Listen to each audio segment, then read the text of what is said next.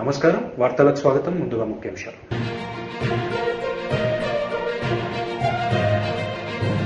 నిరుద్యోగ కోసం బీజేపీ భరోసా యాత్రలో పాల్గొన్న బండి సంజయ్ సీఎం కేసీఆర్ పై ఫైర్.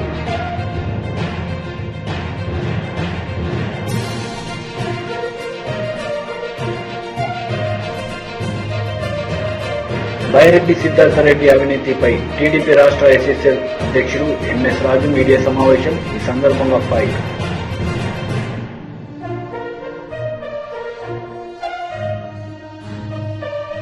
సమాజంలోని యువతీ యువకులను మహిళల బాధ్యత వారి భుజాలను ఎత్తుకున్నప్పుడే సాఫల్యం, సమృద్ధి, భరోసా ఏర్పడుతుందని ప్రధాని నరేంద్ర మోడీ పేర్కొన్నారు. కడ్వా పాటీదార్ సమాజ్ 100వ వార్షికోత్సవాన్ని ఉద్దేశించి ప్రధానమంత్రి నరేంద్ర మోడీ వీడియో కాన్ఫరెన్స్ ద్వారా ప్రసంగించారు. बधाई ने मारा हरिओम, जय उमिया मां, जय लक्ष्मी नारायण. आ मारा कच्छी पटेल कच्छનું નહીં પણ હવે પૂરા ભારતનું ગૌરવ છે. કારણ કે હું ભારતના કોઈ પણ ખૂણામાં જાઉં ત્યાં મારો સમાજ જોવા મળે, મારા કચ્છી ભાઈઓ મળે મળે મળે જ.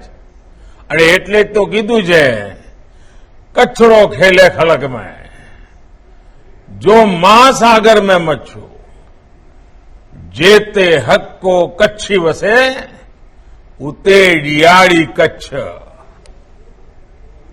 कार्यक्रम में उपस्थित शारदा पीठ के जगत गुरु पूज्य शंकराचार्य स्वामी सदानंद सरस्वती जी, गुजरात के मुख्यमंत्री श्रीमान भूपेंद्र भाई पटेल, केंद्र में मंत्रिपरिषद में मेरे साथी पुरुषोत्तम भाई रूपाला,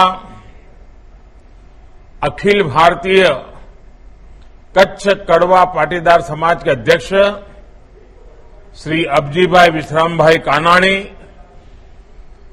अन्य सभी पदाधिकारीगण और देश विदेश से जुड़े मेरे सभी भाइयों और बहनों, आप सभी को सनातनी शताब्दी महोत्सव की बहुत बहुत शुभकामनाएं. आज मेरे लिए सोने में सुगंध है. मेरे लिए पहला अवसर है जब मुझे जगतगुरु शंकराचार्य स्वामी सदानंद सरस्वती जी की उपस्थिति में उनको शंकराचार्य पद धारण करने के बाद किसी कार्यक्रम में आने का अवसर मिला है. उनका स्नेह हमेशा मुझ पर रहा है, हम सब पर रहा है. तो आज मुझे उनको प्रणाम करने का अवसर मिला है.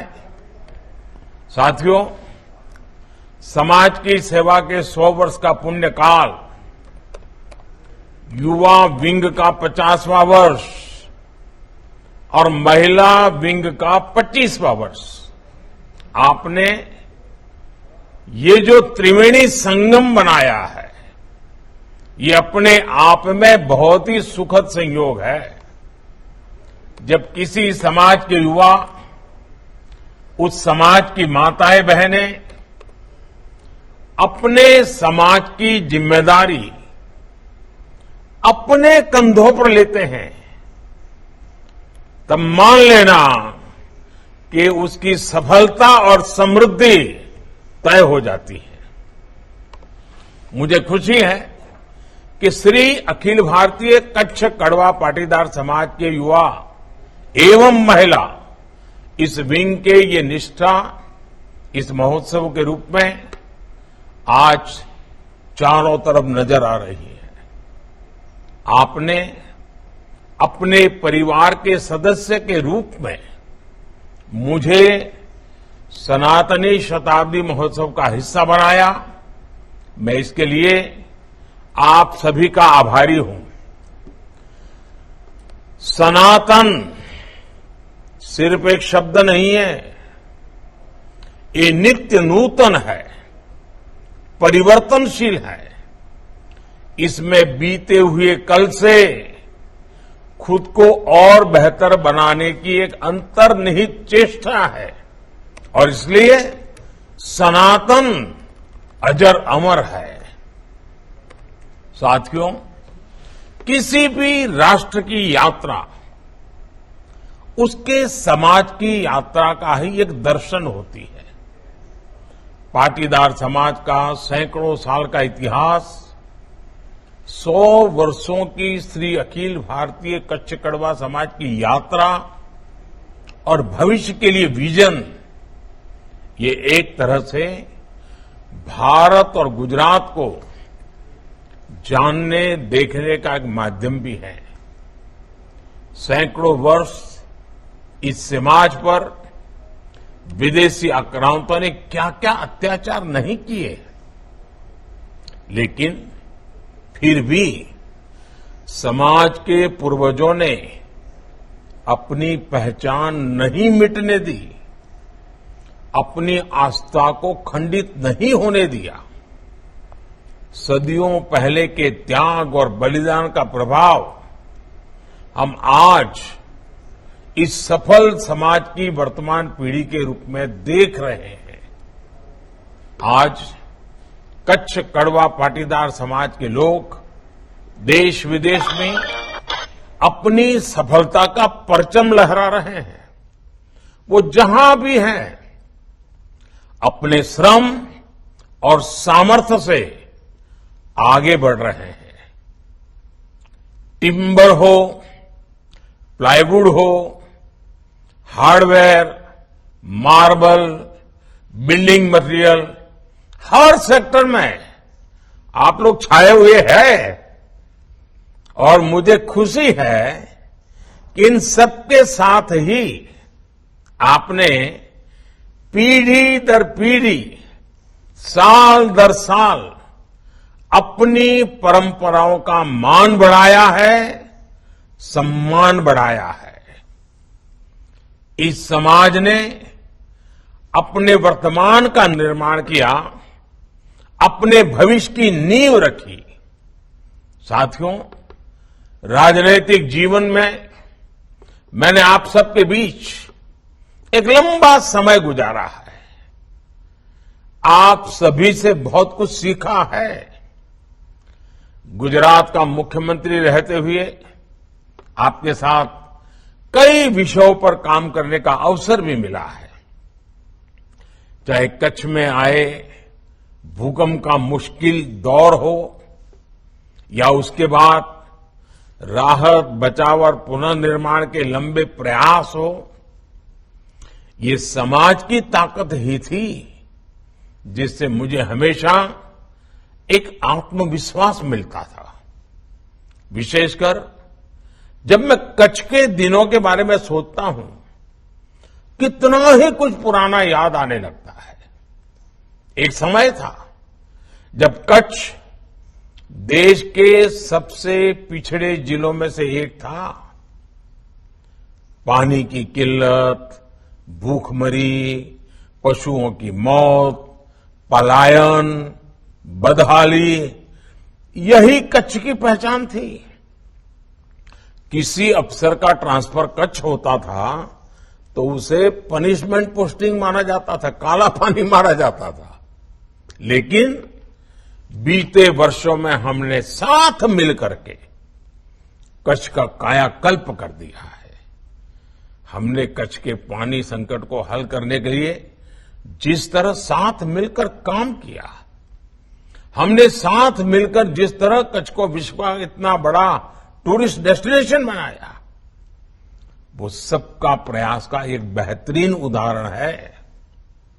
आज मुझे देखकर गर्व होता है कि कच्छ देश के सबसे तेजी से विकसित होते जिलों में से एक है। कच्छ की कनेक्टिविटी सुधर रही है, वहां बड़े बड़े उद्योग आ रहे हैं। जिस कच्छ में कभी खेती के बारे में सोचना भी मुश्किल था, आज वहां से कृषि उत्पाद एक्सपोर्ट हो रहे हैं, दुनिया में जा रहे हैं। इसमें आप सभी लोगों की बड़ी भूमिका रही है। भाइयों और बहनों, मैं नारायण रामजी लिम्बानी से बहुत प्रेरित रहा हूं।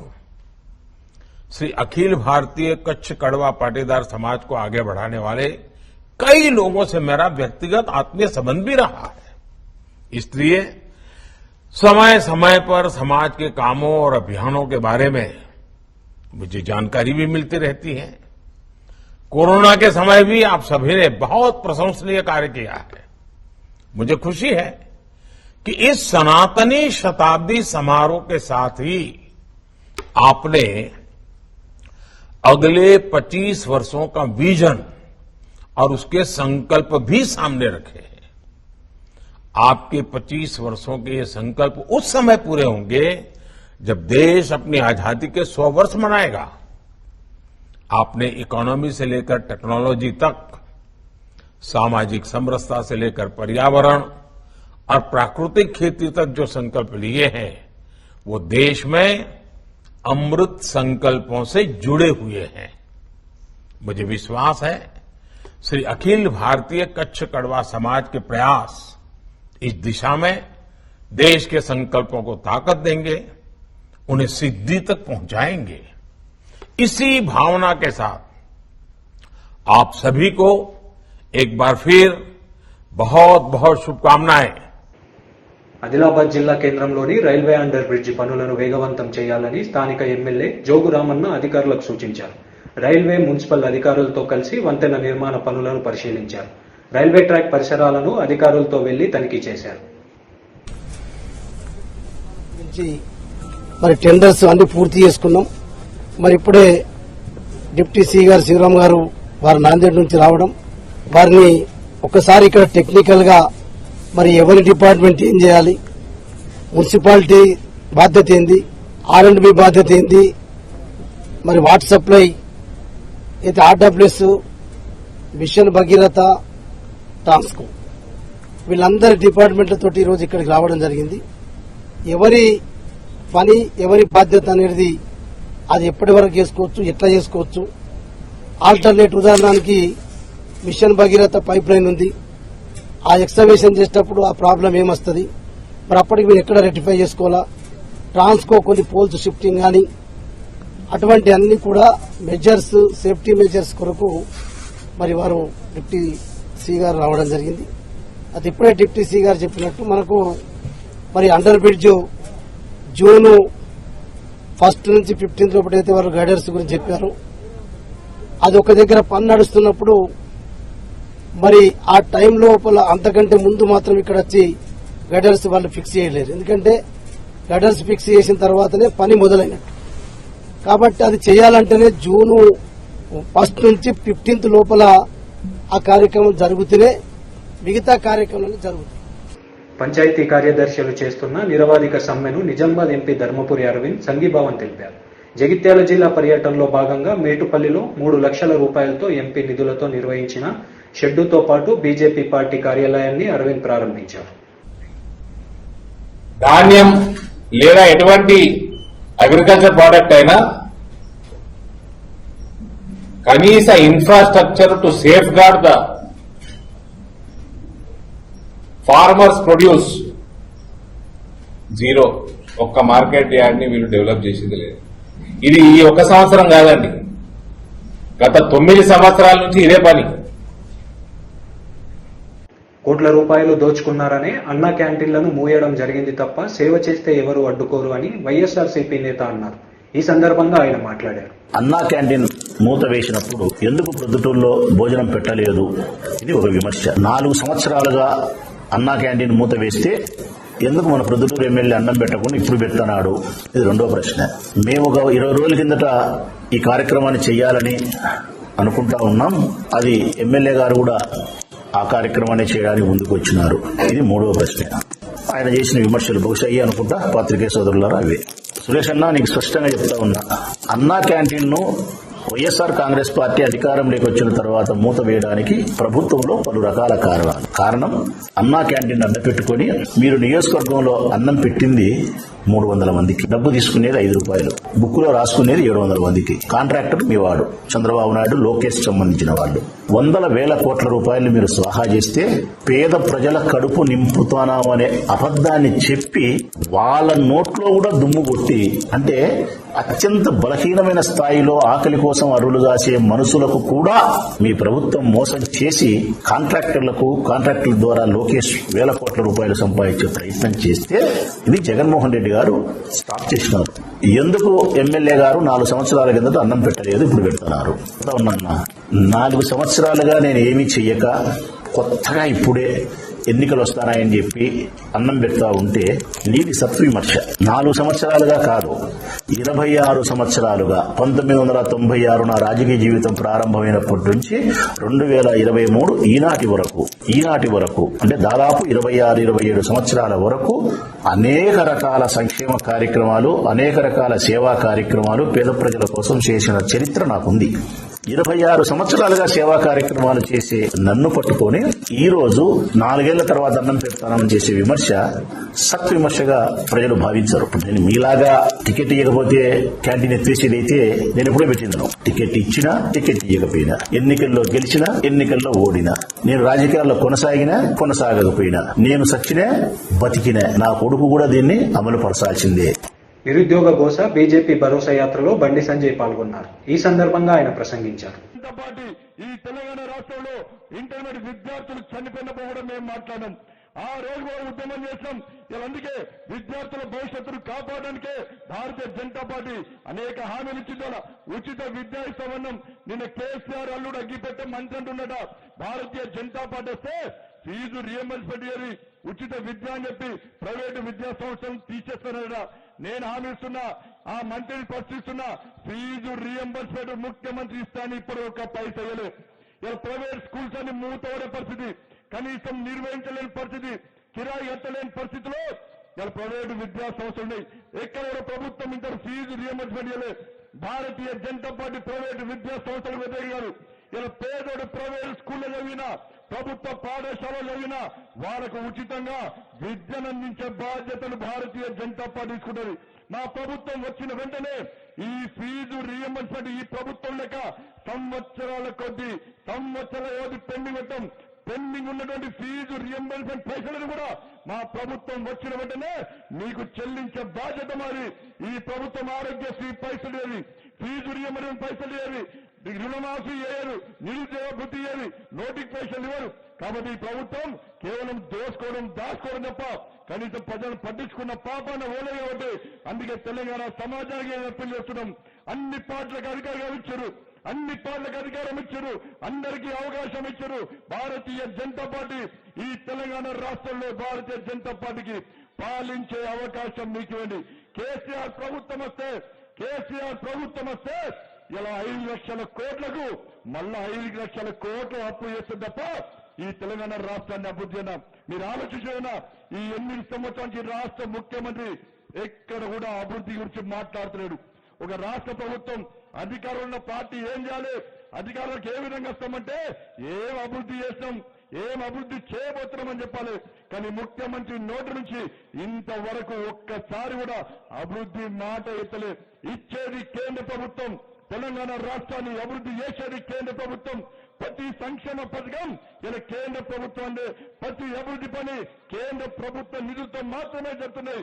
ఇలా రాష్ట్ర ప్రభుత్వం అభివృద్ధిని పట్టించుకోకుండా కేవలం మోడీ గారు తిట్టడం, కేంద్ర ప్రభుత్వం తిట్టడం, పూర్తిగా బోధన చేసి ప్రజల దృష్టి మళ్లించి మళ్ళా తెలంగాణ సెంటిమెంట్ రేలించి ఇలా ఆవేశాల మధ్య ఆలోచన లేకుండా ఢిల్లీ అధికారం రావడానికి రాష్ట్ర ముఖ్యమంత్రి ప్రయత్నిస్తున్న విషయాన్ని ఒక్కసారి గుర్తించుకోండి.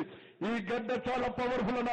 తెలంగాణ ఉద్యమ సమయంలో ఉస్మానియా గడ్డ మీద తెలంగాణ రాష్ట్ర ఏర్పాటు కోసం జై తెలంగాణ అని చెప్పి కిరోసిన్ పోసుకొని ఆత్మహత్య చేసుకున్న నా ఈశాంత్ రెడ్డి పుట్టిన గడ్డ ఈ మెదక్ జిల్లా.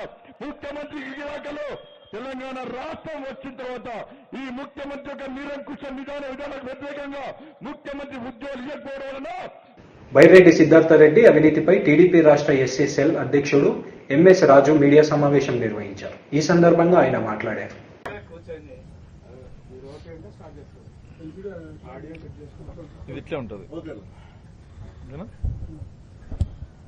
అందరికీ నమస్కారం. యువగలం పాదయాత్ర నిన్నటి నుంచి నందికొట్కూరు నియోజకవర్గంలో పర్యటిస్తున్నటువంటి సందర్భంలో ప్రజలు స్వచ్ఛందంగా లోకేష్ గారి ఇక్కడ నేతల యొక్క అవినీతి అక్రమాలు దుర్మార్గాల గురించి అనేక సమస్యల్ని ఆయన దృష్టికి తీసుకురావడం జరిగింది. ఇది రిజర్వ్డ్ నియోజకవర్గం. రిజర్వ్డ్ నియోజకవర్గంలో ప్రజలు ఎన్నుకున్నటువంటి ప్రజాప్రతినిధిగా స్థానిక ఎమ్మెల్యే దళిత ఎమ్మెల్యే ఉన్నప్పటికీ అడుగడుగునా అతన్ని అవమానపరుస్తూ అతని మానసిక క్షోభకు గురి చేస్తూ నియోజకవర్గ సమన్వయకర్త అనే పేరు మీద ఇక్కడున్నటువంటి ఒక సోషల్ మీడియా యూట్యూబ్ స్టార్ అతన్ని ఇబ్బంది పెడుతూ ఎమ్మెల్యేని చివరికి గడప గడపకు వెళ్లినా అధికారులను వెళ్లనీయకుండా ముఖ్యమంత్రి దగ్గర నాకు పేరుంది అని అధికారులని మభ్యపెడుతూ భయపెడుతూ ఎమ్మెల్యే పర్యటనలకు అధికారులను పోకోకుండా అడ్డుకుంటున్నటువంటి క్రమం. అదే కాకుండా మున్సిపల్ కార్యాలయం, ఎంఆర్ఓ కార్యాలయం, ప్రభుత్వ కార్యాలయాల్లో ఇతని యొక్క అనుచరులు ముఠాగా ఏర్పడి దందాలు చేయడం, మున్సిపల్ చైర్మన్ జగనన్న ఇంటి పట్టాల నెపంతో ప్రభుత్వ భూములు చిన్న తరహా రైతుల దగ్గర నుంచి 5 లక్షలకి 6 లక్షలకి ఆ భూములు చౌకగా తీసుకుని జగనన్న ఇంటి పట్టాల పేరు మీద ప్రభుత్వానికి 60 లక్షలకి 70 లక్షలకి అమ్ముతూ రియల్ ఎస్టేట్ దందాలు.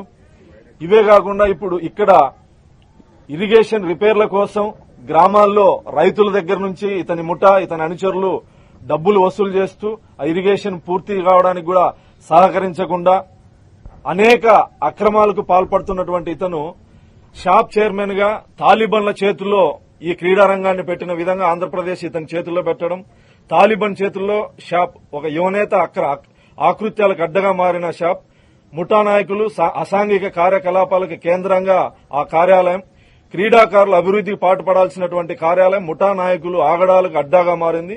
రాష్ట్రంలో సీఎం కంటే తనకే యువతలో క్రేజ్ ఉందనే భ్రమల్లో బతికే ఈ భ్రమలరెడ్డి గ్యాంగ్ దోచుకోవడమే పనిగా పెట్టుకుంది. తమ అవినీతి అక్రమాలు అడ్డు తగిలి అధికారులపై ఫ్యాక్షన్ తరహా కుట్రల్ని తెగబడుతూ బెదిరింపుల ధోరణితో షాప్ నిధుల్ని స్వాహా చేస్తున్నాడు. మాటల గాడి తప్ప నాయకత్వ లక్షణాలు లేనటువంటి యూట్యూబ్ స్టార్ తన సొంత కుటుంబ సభ్యులే వీడొక సైకో ఉన్మాది అని ఆందోళన చెందే పరిస్థితి. అలాంటి వ్యక్తికి యువతని క్రీడా రంగాల్లో అభివృద్ది చెంది క్రీడాకారులకి అండగా ఉండాల్సినటువంటి చైర్మన్ పదవిని అంటగట్టి ఇతనికి అనుకూలంగా పనిచేయనటువంటి అధికారులను బెదిరించి దాడులు సైతం చేసి బెదిరించి ఆ నిధుల్ని స్వాహా చేస్తున్నటువంటి పరిస్థితి. ఒక ఆర్చరీ క్రీడాకారిణి మీద క్రిమినల్ కేసు ఉండగా ఆ విషయం దాచి ప్రభుత్వాన్ని తప్పుదారి పట్టించి ఆ క్రీడాకారిణి తండ్రి నుంచి సుమారు 30 లక్షల రూపాయలు వసూలు చేసి ఉద్యోగం వేయించిన అవినీతి సింహం ఈ యూట్యూబ్ స్టార్. దాదాపు బీఆర్ స్టేడియంలో క్రీడా పరికరాల కొనుగోలు విషయంలో 5 కోట్ల టెండర్ దక్కించుకుని అరాకొరా క్రీడా సామాగ్రి నాణ్యత లేని వస్తువులు సరఫరా చేసి 4 కోట్ల రూపాయలు స్వాహా చేసినటువంటి ఘనత ఈయనది. ఈ విషయంలో షాప్ ఉన్నతాధికారి ఒకరు నాణ్యతపై సందేహాలు వ్యక్తం చేయగా అధికారిపైన దాడికి పాల్పడిన చరిత్ర ఈ సిద్ధార్థరెడ్డిది. షాప్ అనేది ఒక చిన్న డిపార్ట్మెంట్. ప్రభుత్వం పరువు ప్రతిష్టను కాపాడాల్సినటువంటి వ్యక్తే తనే అల్లరి మూకలతో అనుచరులతో ప్రభుత్వ ప్రతిష్టను దెబ్బతీస్తూ చిన్న పదవిని మేనేజ్ చేయలేనటువంటి ఇతన్ని వైఎస్ఆర్ కాంగ్రెస్ పార్టీ యువజన విభాగానికి అధ్యక్షుని చేయడం, పార్టీకి ఏమాత్రం అతను పనికిరాడనే వాదన అతని పార్టీలో ఉన్నటువంటి వ్యక్తులే వ్యక్తపరుస్తున్నటువంటి పరిస్థితి. షాప్ బోర్డు సభ్యులు సైతం నిబంధనలకు విరుద్దంగా వ్యవహరిస్తూ ఓబుల్ రెడ్డి అనే ఒక సభ్యుడు క్రీడా కోటా కింద దొంగ సర్టిఫికేట్ ఇవ్వాల్సిందిగా ఏకంగా ఎండీని అడిగినటువంటి గనుడు. ముఖ్యమంత్రి బంధువునని చెప్పుకునే మరో సభ్యుడు తనకు 5 ఉద్యోగాలు ఇవ్వాలని వాటిని అమ్ముకుంటానని బేరం పెట్టాడు.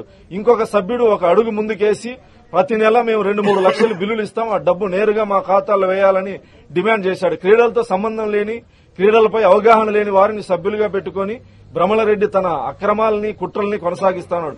తన ఆటలు సాగవనే కారణంతో డానియల్ ప్రదీప్ అనే సభ్యుడిని రెచ్చగొట్టి మీడియా సమావేశం పెట్టి షాప్ ఎండీపై తప్పుడు ఆరోపణలు చేయించాడు. పక్కా ప్రణాళికతో తన స్వార్థం కోసం షాప్ ని అల్లరిపాలు చేశాడు. 82వ షాప్ బోర్డులో 45 ప్రతిపాదనలు చేయగా అన్ని షాప్ డబ్బుతో స్వాహా చేసేందుకు ఆయన స్వలాభం కోసం పెట్టుకున్నాడు. మొన్న 1వ తారీఖు నుంచి 5వ తారీఖు వరకు తిరుపతిలో జరిగినటువంటి క్రీడల పోటీల్లో కూడా అవినీతికి పాల్పడి అక్కడ స్థానిక మీడియాలో కూడా అవినీతి అక్రమాల గురించి రాయడం జరిగింది. అవినీతి అక్రమాలకు పాల్పడుతూ కేవలం తన మాటల గాడితో ఎటువంటి నాయకత్వం లక్షణాలు లేనటువంటి ఒక హంతక చరిత్ర కలిగినటువంటి ఇతను ప్రజలచే ఎన్నుకొనబడినటువంటి ఒక ఎమ్మెల్యేని అప్రదిష్ట పాలు చేస్తూ ఒక దళిత ఎమ్మెల్యేని పబ్లిక్ లో అగౌరవపరుస్తూ అధికారుల దగ్గర హేళన చేస్తూ ఎమ్మెల్యే కన్నా ఇతనే ఎక్కువ, నేను ముఖ్యమంత్రి అంత క్రేజ్ ఉన్నటువంటి వ్యక్తిని అని చెప్పేసి డబ్బా కొట్టుకుంటూ ఎమ్మెల్యేని బలహీనపరుస్తూ ఇతను ఇక్కడ చేయనటువంటి అవినీతి అక్రమాలు అనేటివి లేవు, అన్ని మొత్తం ఇతనే చేస్తున్నాడు. ఎమ్మెల్యేని పక్కన పెట్టేసి అవినీతి అక్రమాలు, కర్ణాటక మద్యం, భూముల యొక్క రియల్ ఎస్టేట్ దందాలు అన్ని తెలంగాణ నుంచి అక్రమ మద్యాన్ని తెప్పిస్తూ ఇతని అనుచరుల ద్వారా ఇతని ఒక ముఠాను ఏర్పాటు చేసి ఫ్యాక్షన్ తరహా ఎవరైతే ఇతని మాట వినరో ఇతని రౌడీ మూకలు వెళ్లి దాడి చేయడం, క్రీడా కార్యాలయాల్లో కూడా ఇటువంటివి జరిగి మొన్న ఒక నెల కిందట ఆ అధికారులు కూడా ప్రెస్ మీట్లు పెట్టడం జరిగింది. ఇతను 2-3 మంత్రుల దగ్గర పేరు పెట్టుకుని వాళ్లతో ప్రమోషన్ ఇచ్చుకుంటూ ఇతన్ని మించినటువంటి నాయకులు లేడని యూట్యూబ్ లో ఎవరైనా ఈ ప్రాంతానికి సంబంధించినటువంటి నాయకులు ఇంటర్వ్యూలకు వెళితే వాళ్ళని కూడా ఇంటర్వ్యూ చేసే వాళ్లతో ఇతని యొక్క గొప్పల గురించి క్వశ్చన్ వేసే విధంగా ఇతని ప్రవృత్తి ఏంది, ఎక్కడి నుంచి వచ్చాడు, రాజకీయాల్లో ఆగమనం ఏంది, రాజకీయాల్లో ఇతను చేసినటువంటి పోరాటాలు ఏంది, లేదా ఈ ప్రాంతం కోసం పోరాటాలు చేశాడు. హత్యలు చేసి జైలుకు పోయి వచ్చినటువంటి ఒక హంతకుణ్ణి యూట్యూబ్ లో కూర్చోబెట్టి స్టార్ను చేసి జనాల మీదకి వదిలితే జనం రక్తం దాకా ఏం చేస్తాడు? ఇటువంటి వాళ్ళు ఈ నందికొట్కూరు నియోజకవర్గంలో ఇటువంటి అవినీతి అక్రమాలు చేసేటువంటి దుర్మార్గుల యొక్క కార్యకలాపాలని ఎండగట్టాల్సినటువంటి అవసరం ఉంది. సిద్ధార్థ రెడ్డి యొక్క దుర్మార్గాల్ని అతను అనుచరగణం చేస్తున్నటువంటి దుర్మార్గాల గురించి ప్రజలు తిరుగుబడాల్సినటువంటి అవసరం ఉంది.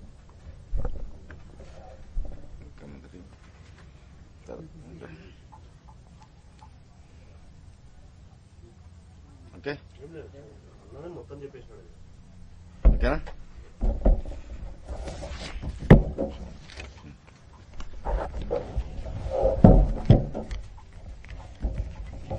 ఆఫ్ చేసినావు.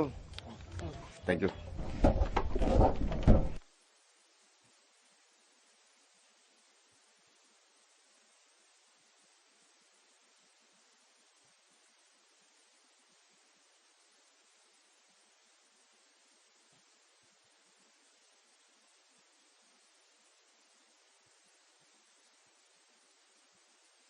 వార్తలు ముగించే ముందు ముఖ్యాంశాలు మరోసారి.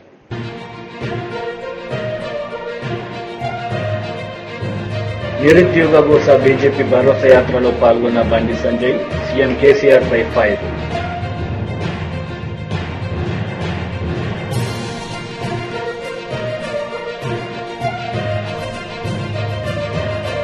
బైరెడ్డి సిద్ధార్థరెడ్డి అవినీతిపై టీడీపీ రాష్ట్ర ఎస్ఎస్ఎల్ అధ్యక్షుడు ఎంఎస్ రాజు మీడియా సమావేశం. ఈ సందర్భంగా ఫైర్.